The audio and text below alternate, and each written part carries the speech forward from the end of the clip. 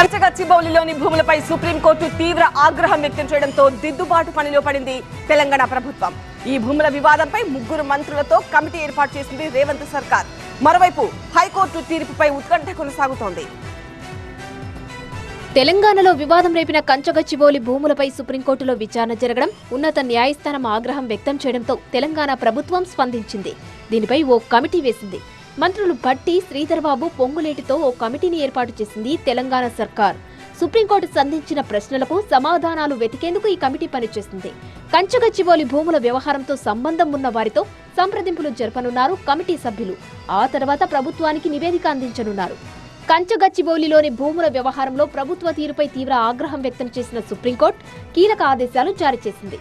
తదుపరి ఉత్తర్వులు ఇచ్చేంత వరకు చర్యలు నిలిపివేయాలని తెలంగాణ ప్రభుత్వాన్ని ఆదేశించింది. సుప్రీంకోర్టు ఆదేశాలతో తెలంగాణ హైకోర్టు రిజిస్ట్రార్ మధ్యంతర నివేదికను పంపారు.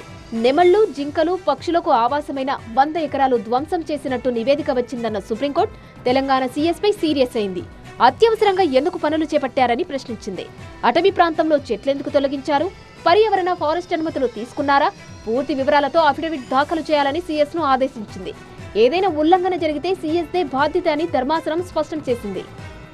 మరోవైపు కంచగచ్చిబౌలి భూముల్లో ఈ నెల 7 వరకు చెట్లు కొట్టేయవద్దని హైకోర్టు ఆదేశించింది. కోర్టు ఆదేశాలు ఇచ్చినప్పటికీ చెట్ల కొట్టివేత కొనసాగుతోందని పిటిషనర్ తరపు లాయర్ కోర్టుకు ఆధారాలు సమర్పించారు.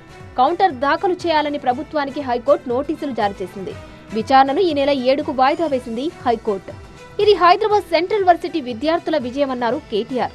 కంచగచ్చిబౌలి భూముల పరిరక్షణకు మద్దతు ఇచ్చిన అందరికీ ధన్యవాదాలు తెలిపారు. అధికారం ఉందని ఇష్టం వచ్చినట్టు చేస్తే చట్టం ఊరుకోదన్నారు హరీష్ రావు. భవిష్యత్తులో కూడా ప్రభుత్వం చేసే ఏకపక్ష నిర్ణయాలను అడ్డుకుంటామన్నారు బీజేపీ ఎంపీ రఘునందన్ రావు.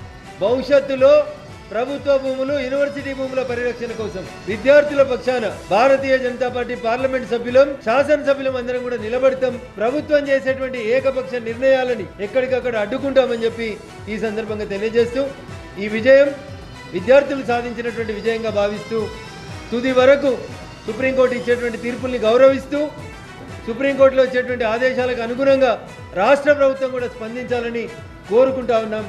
ఒక్క చెట్టు కొట్టాలంటేనే ఇన్ని అనుమతులు తీసుకోవాల్సిన రాష్ట్రంలో 3 రోజులలో 100 ఎకరాల్లో 1000 చెట్లు ఎట్లా నరికినారని చెప్పి సుప్రీంకోర్టు జడ్జిలే ఆశ్చర్యపోతున్నారు. కంచగచ్చిబౌలి భూముల విషయంలో హైకోర్టు విచారణపై స్టే ఇవ్వడం లేదని కూడా సుప్రీంకోర్టు స్పష్టం చేసింది. దీంతో ఈ నెల 7న హైకోర్టు ఎలాంటి ఆదేశాలు ఇస్తుందన్న దానిపై ఉత్కంఠ నెలకొంది. మరోవైపు కంచగచ్చిబౌలి భూముల వివాదంపై 3 మంత్రులతో ఏర్పాటు చేసిన కమిటీ ఎలాంటి నివేదిక ఇవ్వబోతుందనేది కూడా కీలకంగా మారింది.